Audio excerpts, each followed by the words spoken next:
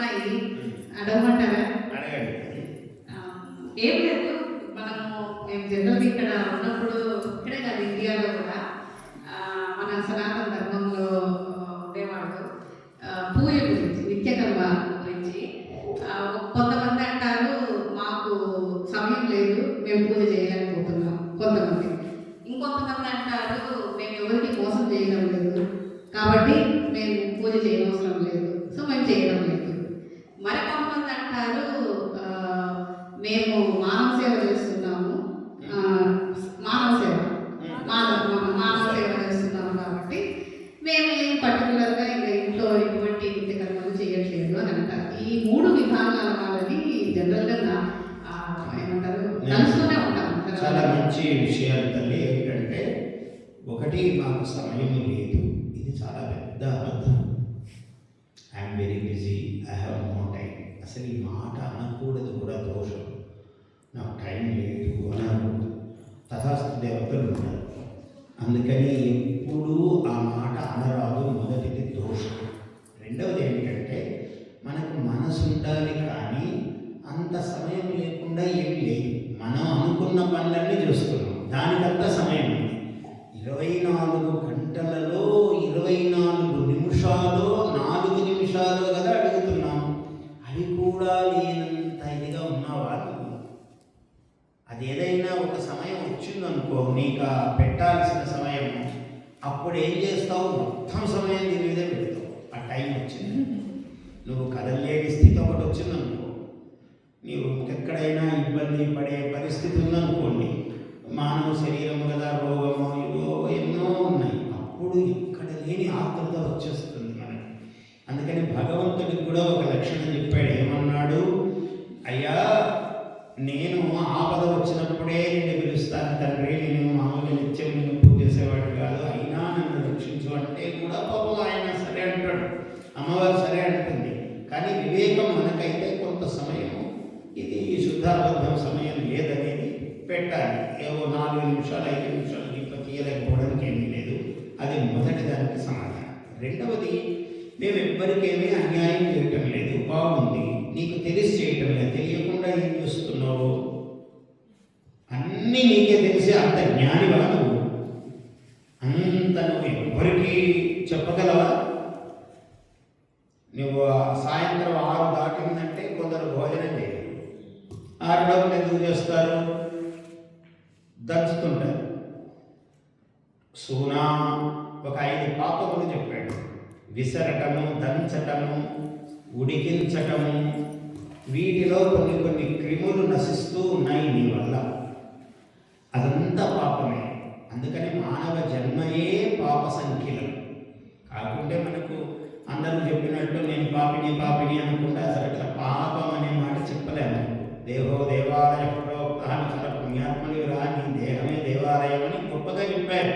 కానీ పాపం ఉన్నప్పుడైతే పాపం ఉందిరా అని చెప్తున్నాడు. అందువల్ల నేను ఎవరికీ ఏం చేయటం లేదండి, చాలా గొప్ప అని అనుకోవడం అయితే అజ్ఞానం, నిజమైన మాట కాదు. దాని మీద ఇంకొకటి, నేను అందరికీ మానవ సేవ చేస్తున్నాను. మానవ సేవ ఒక్కటే సర్వము కాదు.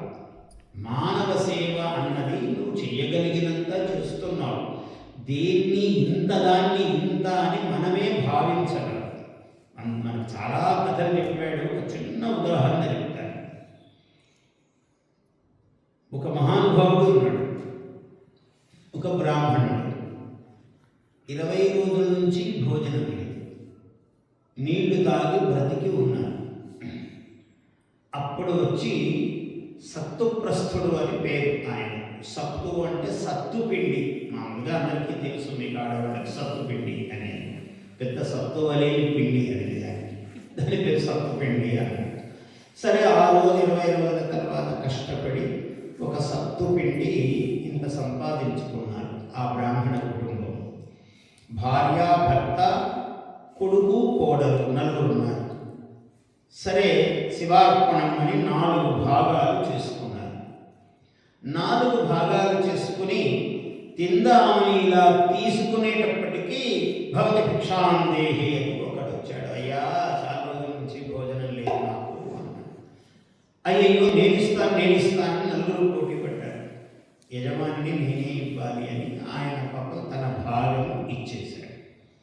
ఇస్తే మళ్ళీ తక్కిన 3 భాగాలు ఉన్నాయి కదా, దాంట్లో కొంచెం కొంచెం తీసి ఈయనకి ఇద్దామని మళ్ళీ తినడానికి కూర్చుంటే ఇంకొకడు వచ్చాడు.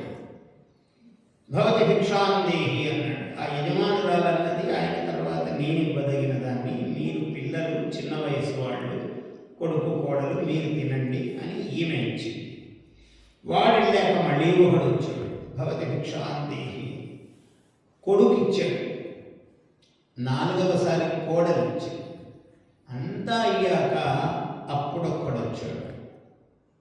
వస్తే వీళ్ళ దగ్గర ఏమీ లేదు పెట్టడానికి. అన్నము లేవు కొన్ని మధురాంబువులున్నవి త్రావుమన్నా రావన్నా శరీరధారులకు అని మంచినీళ్ళు ఆ పూటకు తాగుదామంటే దానికి ఒకడు వచ్చాడు. వాడికి మంచినీళ్లు పోశారు. బ్రహ్మప్రీతం అని ఇస్తే ధర్మరాజు రాజసూయ యాగము చేస్తే ఆయన ఇలా దానమిస్తే దానధార, ఆ దానధారలో ఒక ముంగిస పొర్లాడితే కొంత భాగం బంగారుమయమైంది దాని శరీరం, 35 భాగం కాలేదు.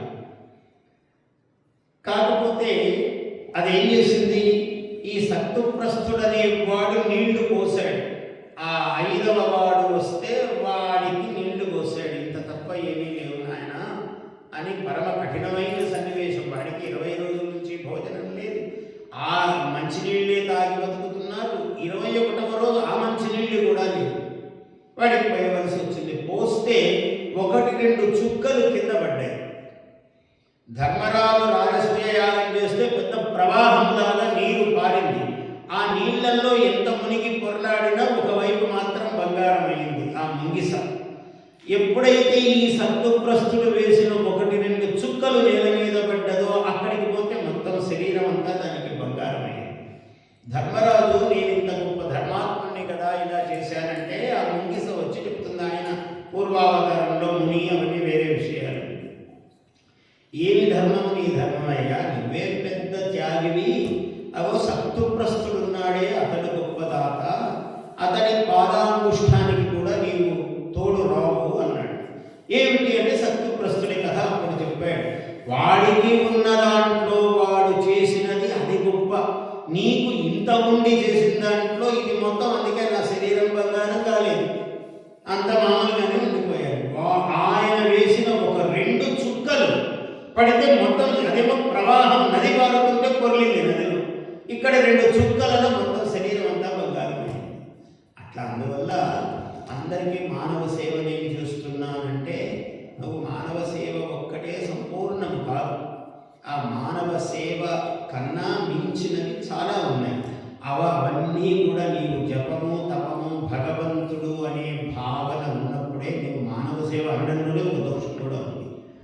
మానవుడికి సేవ చేస్తున్నాను అంటున్నావు, ఆ మానవుణ్ణి దైవముగా భావించి సేవ చేస్తే కూడా ఫలం మారవచ్చు. అందువల్ల నేను ఇది చేస్తున్నాను అన్నములోనే నీ పరిధి నువ్వే నిర్ణయించుకున్నావు, ఎదగలితాను. అందువల్ల అది దాటాల్సిందే. భగవంతుడు అనే ఒక అతీతమైనటువంటి శక్తిని ఉపాసన చేయవలసినదే. అందులో ఇది భాగం అవుతుంది మానవ సేవ. అప్పుడు భగవంతుడిని పూజ చేస్తున్నాడు కదా, మానవుడు నాకేముందండి మాట్లాడితే అది తప్పు. మళ్ళీ అక్కడ భగవత్ మానవ సేవను భగవత్ సేవగా నువ్వు భావించి చేస్తే అది గొప్ప. అది తల్లి సనాతన ధర్మ అనే పదం ఎప్పుడు చెప్పబడ్డది, ఎన్ని సంవత్సరాలు, దాని అర్థం ఏంటి? దానికి సంవత్సరాలు కాలము లేదండి. ఎందుకంటే సనాతనం సనూతనం, సనాతనం అంటే ప్రాతది అని అర్థం, సనాతనం అంటే కొత్తది అభినవము అని అర్థం. అసలు ధర్మము అనేదే సనాతనమైనది అని అర్థం. ఎందుకంటే ధ్రియతే ఇది ధర్మ ధారణాత్ ధర్మ, ఈ ప్రపంచమును సృష్టిని ధరిస్తున్నదే ధర్మము అన్నాడు. అందరూ అడిగారు, అయ్యా ఈ ఆకాశము భూమి ఈ సృష్టి ఎలా నిలబడింది అన్నారు. అగ్నిహోత్రాశ్చ వేదాశ్చ అన్ని చెప్పారు. వేటి వల్ల అన్నాడు. గోభి విప్రై వేదైశ్చ సతీభి సత్యవాదిభి అలుబ్ధై దానశీలైశ్చ, 7 మంది మహాత్ములు ఈ భూమిని మోస్తున్నారు 7 రూపాలతో అన్నాడు. ఏమిటి? గోభి, మొట్టమొదట గోవులను బుద్ధి భారతీయులకు. హింసించడం ఎంత పాపమని చెప్పడానికి నా శక్తి చాలదు, అంత పరమ కిరాతకమైన పాపం. సర్వరౌరవాది నరకములు ఎన్ని విధాలు ఉన్నాయో అన్నీ అనుభవిస్తారు గోవులను హింసించేవాడు. అందువల్ల గోభి విప్రై బ్రాహ్మణోత్తములు అన్నాడు. ఎందుకు బ్రాహ్మణులు అంటే జ్ఞానము నిలుపుతున్నారు కాబట్టి. బ్రాహ్మణులు అంటే ఏదో ఒక వర్గము కాదు, మనం అందరం కూడా బ్రాహ్మణులం కావాలి. బ్రాహ్మణ ధర్మం ఏమిటి? దయ, దాక్షిణ్యము, శౌచము, సత్యము, ఇవి ఎక్కడుంటాయో అది బ్రాహ్మణ ధర్మం. కాబట్టి అగ్నిహోత్రే గోభి విప్రైశ్చ వేదైశ్చ, వేదములే మూలము. వేదములలో ఏమి చెప్పారో ప్రపంచమంతా అవే కాపీ కొట్టుకున్నారు. కాండవులు అన్నారు, వాక్యములు అన్నారు, అన్నీ అవే. వేదవాక్యములు మనం చెప్పాక ప్రతివాడు వాక్యములు ఉపయోగించుకుంటున్నాడు. ఊరికే మామూలుగా మనం మాట్లాడే వాక్యాలు కాదు, వేదవాక్యములు అవి. అందువల్ల గోభి విప్రైశ్చ వేదైశ్చ సతీభి అంటే పతివ్రతలైన మహాత్ములు ప్రపంచంలో ఉన్నారు. పతివ్రతలు అంటే వాడి నిరంతరము భర్త, దేవుడు, కుటుంబము, ఈ వీటి యందు మనస్సును సర్వమును తపించి ఒక దారిలో పెట్టుకున్నటువంటి శీలవతులైనటువంటి పుణ్యాత్మలు. సతీభి సత్యవాదిభి, కులము లేదు, ఏమీ లేదు. ఎవడు సత్యం మాట్లాడితే వాడు మహాత్ముడే. దీనికి ఏమి పలానా అని చెప్పలేదు, దేనికే చెప్పలేదు అట్లా మన వాళ్ళు. సతీభి సత్యవాదిభి అలుబ్ధై దానశీలైశ్చ, లుబ్ధత లోభితనము లేకుండా ఉండడం, మనది కానిది మనకు కావాలనుకోవడం. అటువంటి వాళ్ళు లోభులు.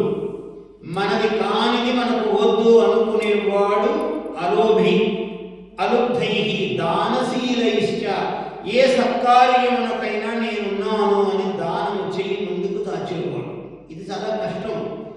అన్నీ మాట్లాడతారు, దానం దగ్గర చేయి ముందుకు పోదు చాలా మందికి. అది ఉంటే చాలా గొప్ప విషయం. ఈ 7 విభాగాలతో లోకములో ధర్మం నిలబడుతుంది. అలుబ్ధై దానశీలైశ్చ. అందువల్ల ఈ ధర్మం సనాతన ధర్మం అంటే అది. ఇది ఇప్పుడు మొదలైందని లేదు, ఇప్పుడు మధ్యమని లేదు, ఇప్పుడు అంతమని లేదు, ఎప్పటికీ ఉంటుంది. ఎందుకంటే ఎప్పుడెప్పుడు నన్ను ఇట్లే ధర్మం గురించి, మన సనాతన ధర్మం గురించి ఒక పాట రాయమని అడిగాడు. మొదలు పెడితే కృష్ణుడి నుంచి మొదలైంది అందామా? అంతకన్నా ముందు రాముడు ఉన్నాడు కదా, ఒక యుగం ముందు. రాముడి నుంచి మొదలు పెడదామా? అంతకుముందు సత్యహరిశ్చంద్రుడు ఉన్నాడు కదా, సత్యహరిశ్చంద్రుడు అని మొదలు పెడదామా? ఆయన కన్నా ముందు మాంధాత అని మహానుభావుడు ఉన్నాడు. మాంధాత అని మొదలు పెడదామా? ఆయన కన్నా ముందు మనువు పుట్టాడు. మనువు అందామా? ఆయన కన్నా ముందు ప్రజాపతులు పుట్టాడు. ప్రజాపతులు కశ్యప ప్రజాపతి, దక్ష ప్రజాపతి అందామా? వాళ్ళకన్నా ముందు బ్రహ్మదేవుడు ఉన్నాడు. బ్రహ్మదేవుడు అని మొదలు పెడదామా? ఆయనను బొడ్డులో కన్నవాడు నారాయణమూర్తి ఉన్నాడు. నారాయణుడు అని ఇలా ఎక్కడికి వెళ్ళినా ఉంది ముందుకు. అందువల్ల ఇప్పుడు పుట్టింది అని చెప్పడానికి లేదు సనాతన ధర్మం. మీకు ఎప్పటికి ఉంటుందంటే ఈ భూమండలం యావత్ చంద్ర దివాకరం, చంద్రుడు, సూర్యుడు, నక్షత్రాలు, సముద్రములు, భూమి ఎంతవరకు ఉంటుందో అంతవరకు ఉంటుంది. ఎవ్వరు ఎన్ని చేసినా సనాతన ధర్మం యొక్క మూలమును చెరపలేరు. ఇవాళ భారతదేశంలో కూడా అనేకమైన ఇబ్బందులు ఎదుర్కొంటోంది ప్రపంచవ్యాప్తంగా. అయినా మన ధర్మం మన ధర్మం.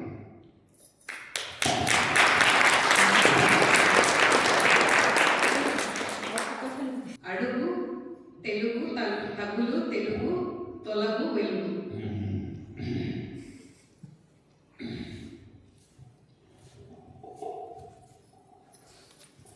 అడుగునడుగున అడుగున పదముల నడుగవలై, అడుగున పదముల నడుగవలై, తెగులు తెలుగుకు రానట్లు వెలుగవలై, తెగులు తెలుగుకు రానట్లు.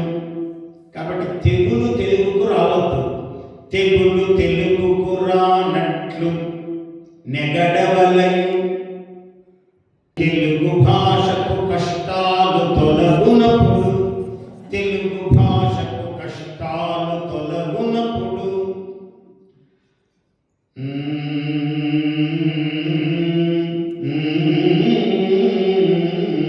తెలుగు మాట్లాడు, తెలుగు మాట్లాడు ఇంగ్లీషు, తెలుగు మాట్లాడు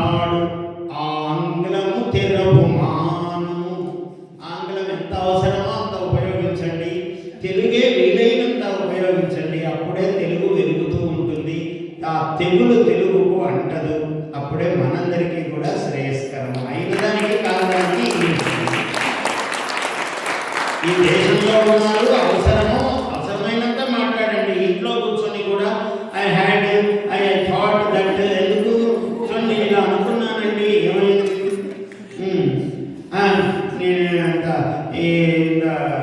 కిచెన్ అని వంటిల్లు అనొచ్చు కదా, ఎందుకు కిచెన్ ఎందుకు? నాకైతే కిచెన్ అంటూనే చాలా భయం అనిపిస్తుంది. ఆ అక్షరం ఎక్కడ తిరిగి పడుతుందో అటు ఇటు అయితే కిచెన్ రెసిపీ అడగడం, ఎందుకు రెసిపీ, ఏమేమి వేయాలో పదార్థాలు అనుకుంటే బాగుంటుంది, రెసిపీ ఎందుకు? ఇంకా రైస్ ఇవన్నీ మామూలే, అన్ని చోట్ల ఉన్నవి. వైట్ రైస్ ఎందుకండి, అన్నము అంటే బాగుండదా? వైట్ రైస్ ఎందుకు? White rice, red rice, blue rice ఏమి లేదు. రైస్ అంటే బియ్యం, వండితే అన్నం అన్నట్టు. ఈ ఇంగ్లీష్ వాడికి పాపం 2 పదాలు లేవు, వండినా ఒకటే, వండుకున్నా ఒకటే. అందువల్ల అంటే వాళ్ళకు వండుకుని నాలుగుగా తినే అలవాటు ఉన్నవాళ్ళు కాదు, వాళ్ళు పచ్చి వస్తువులే తినడము. వాళ్ళ అలవాట్లు ఎట్లన్నా ఉండని, మనం వాళ్ళని నిందించి మనం అట్లయిపోవద్దు. మనకేమి అందువల్ల కర్రీ ఎందుకంత వర్రీ, కూర అనొచ్చు కదా హాయిగా, అంటే లేడీ ఫింగర్స్ అనండి. బెండకాయ అంటే ఏమైందండి హాయిగా, వంకాయ, అన్నిటికీ బ్రింజాల్ ఏదో ఇంకో పేరు పెట్టుకోవడం. అసలు ఏదో జారిపోతున్నట్టు లేదండి, వంకాయ అంటే ఎంత హాయిగా ఉందండి, దాన్ని ఇంకో పేరు పెట్టి ఇబ్బంది పడాలి. సూపు ఎందుకండి, పులుసు అంటే బాగుండదా? ఏది ఎంత మంచి మాట, పులుసు. మజ్జిగ, బటర్ మిల్క్ తాగండి, ఎందుకు?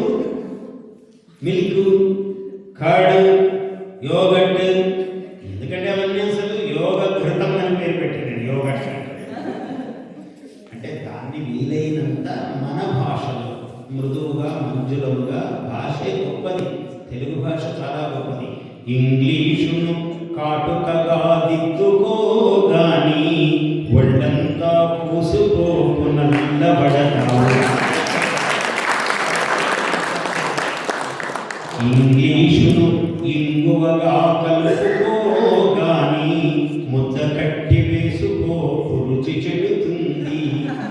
ఇంగువ ఎంత వాడాలో అంత వాడాలి, ఇంగ్లీషును కూడా అంతే వాడుకోవాలి. మనం ఉపయోగించుకోవచ్చు, 4 భాషలు వస్తే మంచిదే, కానీ మన భాష పోవద్దు మన నుంచి.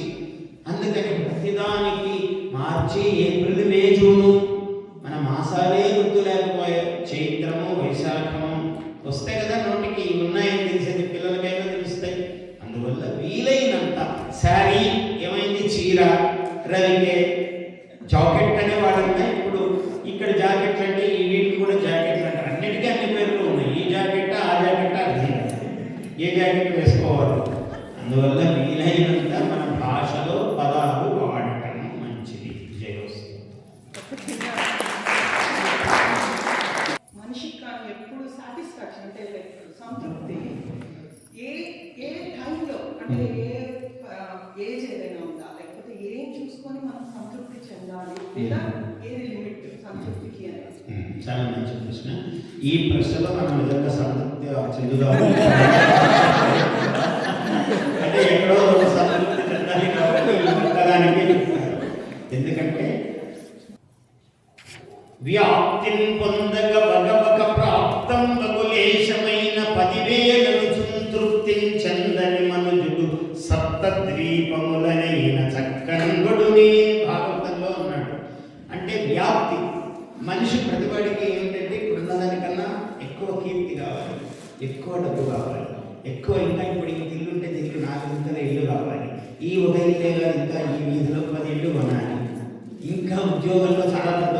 మనిషికి ప్రతి దాంట్లో ఇది ఉంటుంది, కానీ మనకు మనమే ఒక పరిధి నిర్ణయించుకోవాలి. ఎందుకంటే అనంత దోషం అది వెళుతూనే ఉంటుంది, ఎక్కడికి నీకు తృప్తి అనేది కలగదు. నీకు ఉన్నదాంతో ఎప్పుడైతే తృప్తిగా ఉన్నావో అప్పుడు ప్రతిదీ నీకు తృప్తి అనిపిస్తుంది. ఒక అవసరం ఉంటుంది నీకు, కుటుంబము, పిల్లలు, ఒక పరిధి, అందులో ఏం సందేహం లేదు. అంతవరకు నువ్వు చేయవలసిందే. కానీ దీన్ని ఇంత, దాన్ని ఇంత, దీన్ని ఇంత అని వెళ్ళిపోరాదు. అది మన మనస్సుకే తెలుస్తుంది తల్లి. ఒక్కరు చెప్పే అవసరమే లేదు. నీ మనస్సుకే నీకు నేను తృప్తిగా ఉండి ఆలోచిస్తున్నానా, అతిగా దాటి వెళుతున్నానా అనే పరిధి మనకే అర్థమవుతుంది ప్రతి మనిషి జీవితంలో. అది ఈ వయస్సులో రావాలి, ఈ వయస్సులో ఇంకా పర్వాలేదు అనేది లేదు. చిన్నప్పటి నుంచి వయస్సులో మనం అది అలవాటు చేస్తేనే తర్వాత వస్తుంది. ఒక బిస్కెట్ తినాల్సిన వయస్సులో 4 తిన్నాడు పర్వాలేదు, 40 తిన్నాడు అనుకోండి అనారోగ్య హేతు. చిన్నప్పుడైనా అంతే. అది కొంచెం పెరిగే కొద్దీ అప్పుడు 40 బిస్కెట్ తిని అలవాటు పడేవాడు వీడు కూడా 40 దాకా వెళ్తే కానీ 40 ఏళ్ళు వచ్చినా కూడా తృప్తి రాదు. అందుకని పిల్లలకు మనం అలవాటు చేయాలి, మనం కూడా అలవాటు చేసుకోవాలి. ఒకరికి చెప్పడం కాదు, మనం చూస్తున్నామా లేదా అని చూసుకోవాలి. అమ్మవారు అప్పుడే కటాక్షిస్తుంది. తృప్తి అనేది మనకే అర్థమవుతుంది, మనకి ఎంత అవసరం దాన్ని దాటి పరిగెత్తుంది అంతే. ప్రతి మనిషికి ఒక పరిధి ఉంటుంది. పరిధి ఉంటుంది, ఆ పరిధి మనకే అర్థమవుతుంది. ఎందుకంటే సెల్ఫ్ గురు, ఆ మనిషికి ఆ మనిషే గొప్ప గురు. సంతృప్తి బయటికి ఏం మాట్లాడినా తృప్తి అనేది ఎక్కడ ఆ మనిషికి సంతృప్తి కలుగుతుందో, దాటి ఎక్కడ పోతున్నాడో ఆ మనిషికే అర్థమవుతుంది. పక్కవాడి కన్నా ఆ వ్యక్తికే బాగా అర్థం. కంపారిజన్స్ అవి ఏమీ లేకుండా అంతే. సెల్ఫ్ ఏ వాళ్ళతో పోల్చుకోవద్దు, వీళ్ళతో పోల్చుకోవద్దు. వాడి కర్మఫలం వేరు, వాడి జీవితం వేరు. మన కర్మఫలము, మన జన్మ, మన జీవితము వేరు. మనం మనకన్నా చిన్నవాడిని పోల్చుకుంటే మనం ఎక్కువగా ఉన్నాం, మనకన్నా పెద్దవాడిని పోల్చుకుంటే మనం తక్కువ ఉన్నాం. అందుకని పోలికలు పెట్టుకోవచ్చు. నీకే కావాలో చూసుకో. జయస్.